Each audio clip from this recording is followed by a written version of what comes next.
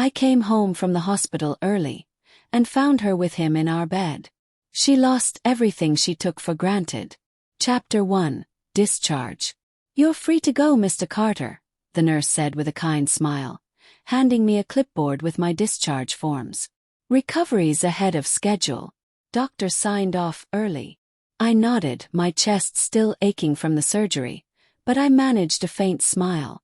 3 nights in that sterile hospital room, surrounded by the beeping of machines and cold, impersonal meals. And not once did my wife Melanie visit. Her excuse: "Hospitals make me anxious." But I stepped into the cab and leaned back, imagining a quiet home, a warm bed, and maybe, just maybe, a welcome home hug. But when the cab turned into our driveway, something felt wrong. Melanie's SUV was parked at a crooked angle, like she was in a rush. Not like her at all. I paid the fare, slung my hospital bag over my shoulder, and approached the front door slowly. No lights, no movement, just silence, except for a faint glow leaking from under the bedroom door upstairs. I didn't call out. Instinct told me not to. The stairs creaked with each step. My heart wasn't ready, but my gut already knew. I pushed the bedroom door open. There they were. Melanie, naked, tangled with a man I didn't recognize, in our bed.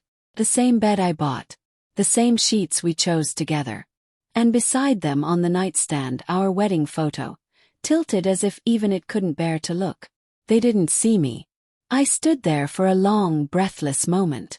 10 seconds of silence that felt like an eternity. I didn't scream. I didn't cry. I didn't speak. I just turned around and walked away. The cab hadn't even left yet. Climbed back in.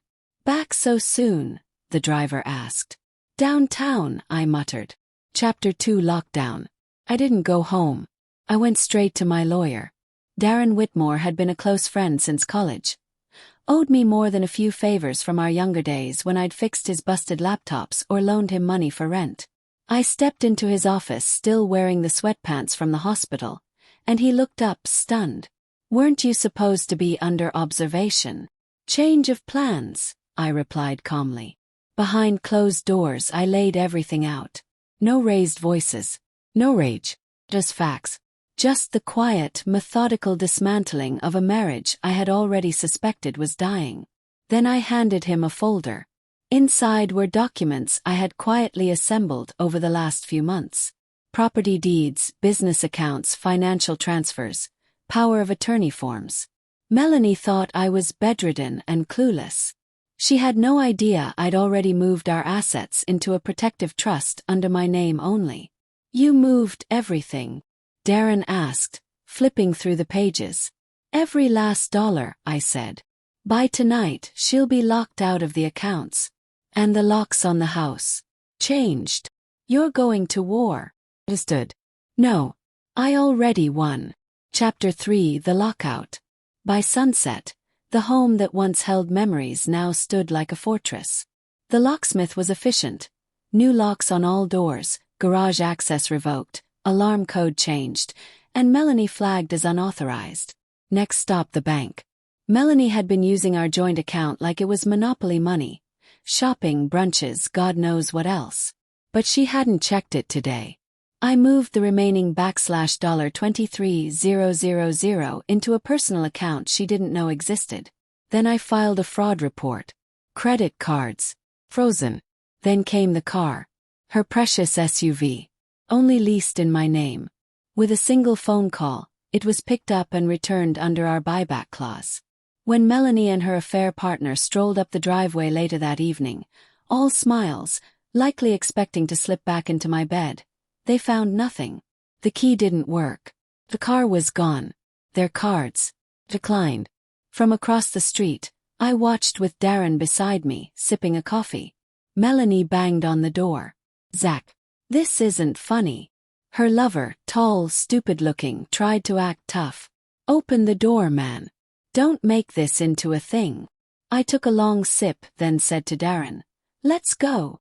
As we pulled away, I glanced in the mirror one last time. Melanie had collapsed on the porch in tears. Her lover was pacing, panicked. But me felt free.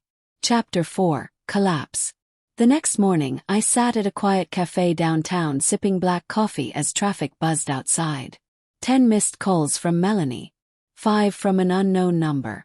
1 voicemail I didn't bother playing. Instead, I logged into my attorney's client portal. Everything was in motion. Divorce papers, filed. Restraining order, pending. Home security footage from last night. Uploaded and time-stamped clear, uncut footage of Melanie and her lover entering my bedroom. And there was more. Melanie had been transferring money, some of it my protected military disability income, into her lover's account. We traced it through Venmo. Darren grinned when he saw the screenshots. That's federal.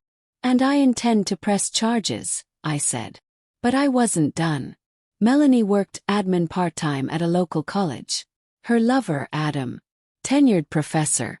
A single email to the school's ethics board, complete with dates, locations, and security footage, launched an immediate Title IX investigation. They'd used campus time and property for their affair. By that afternoon, I got a reply. This matter has been escalated to the Academic Integrity Office.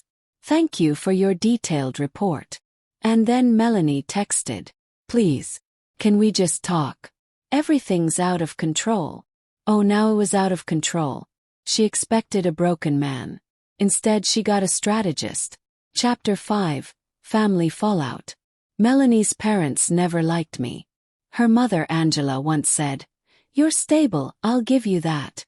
But you're not exactly what we hoped for Melanie." So when I pulled into their driveway that weekend with a folder under my arm, I wasn't sure what welcome I'd get. Melanie opened the door, eyes wide. "What are you doing here?" "I came to deliver some paperwork," I said smoothly. Her parents, Angela and Robert, joined us in the living room. I laid out 3 documents. 1. $38,000 in unauthorized withdrawals, with screenshots showing Melanie sending money to Adam. 2. An email from the college, confirming an active misconduct investigation. 3. The deed. I'd sold the house to my cousin and leased it back. Melanie was trespassing the minute she stepped in after the locks changed. Angela's face went pale. Robert didn't say a word, just stared at the figures. "I'm also ending the mortgage assistance I've been secretly paying on your home," I added, handing Angela a final notice. "I was going to pay it off for Christmas.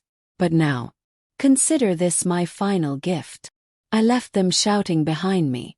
But I didn't look back. Chapter 6. Consequences. Weeks passed. Then came the eviction. Melanie ignored it, until deputies arrived with notice in hand. She cried in front of the neighbors. Adam, fired. His tenure revoked. His pension gone. And his wife. She found out when I mailed her a manila envelope filled with beach selfies and romantic captions. She filed for divorce immediately. Melanie tried to rebuild. Got a job at a department store she used to mock. Then she played the victim online. Dramatic Facebook posts about emotional abuse and manipulation. So I made a burner account. Comment: "Didn't you cheat on your disabled husband while he was hospitalized?" Curious if that part's in your next post. The internet did the rest. She messaged me one last time. "Why are you doing this?" My reply: "I talked for 12 years. You didn't listen." Block. Please. A year later, I live in a lakeside cabin not far from the VA hospital. Volunteer. Fish. I started a non-profit to support veterans going through divorce or financial betrayal, funded in part by Melanie's court-ordered monthly restitution. $523.19. Every month. By clockwork. People ask if I miss her. I miss who I thought she was. This wasn't revenge. This was restoration. This was strategy. This was closure.